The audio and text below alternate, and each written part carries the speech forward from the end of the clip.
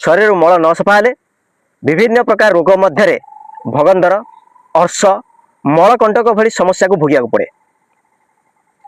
महर्षि सुश्रुत आवाहन मान कालू सुश्रुत संहितार कहीदेले विरुद्धाधस्य नाजीर्ण गुरु सीतातिर सेवनाथ बेग संधान रणा नित्यम जायंती अर्शासी देहीनाम।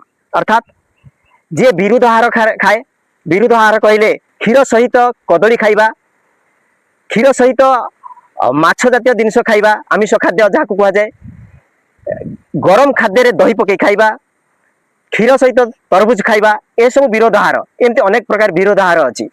यह सहित गुरु शीत अर्थात भारी गरिष्ठ खाद्य, अत्यधिक ठंडा खाद्य सबुठ अधिक खाइबा। यह सहित जे बेग को रोके, बेग कहले विभिन्न प्रकार शरीर बेग अच्छी, ता मध्यरु मलमूत्र जे अहरह परिस्रा मल को रोकी थाए, यही सब व्यक्ति माने शीघ्र मल द्वार जनित रोग रे पीड़ित होती।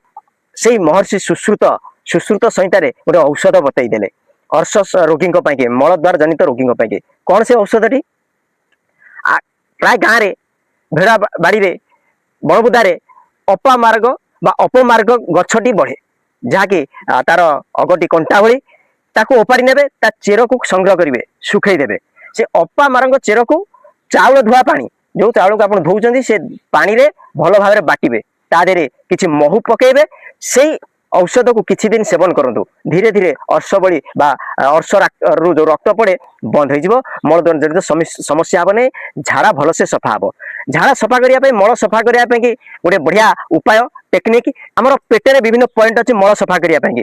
ठीक नाभिरु दी आंगुठी तलक मापिदेवे, नाभिरु आंगुठी पकईदेवे दी आंगुठी तलक जो पॉइंट है से पॉइंट रे चाप देवे, अन्य समय चाप देवे। विशेषकर जो समय आप लाट्रिन बसुँच मल सफा होने ठीक से कम जाऊँच मल सफा हो रही जाऊँगी, तेज से जगह चाप देले धीरे धीरे मल सफा है। आउ दुईटा पॉइंट अच्छी, दी आंगुठी तले गोटे, दी आंगुठी मापिदेवे नाभिरु दी साइड की से लाइन रे दी साइड रे जो पॉइंट पड़ा से पॉइंट को दाब देवे, अन्य समय देवे मल त्याग समय।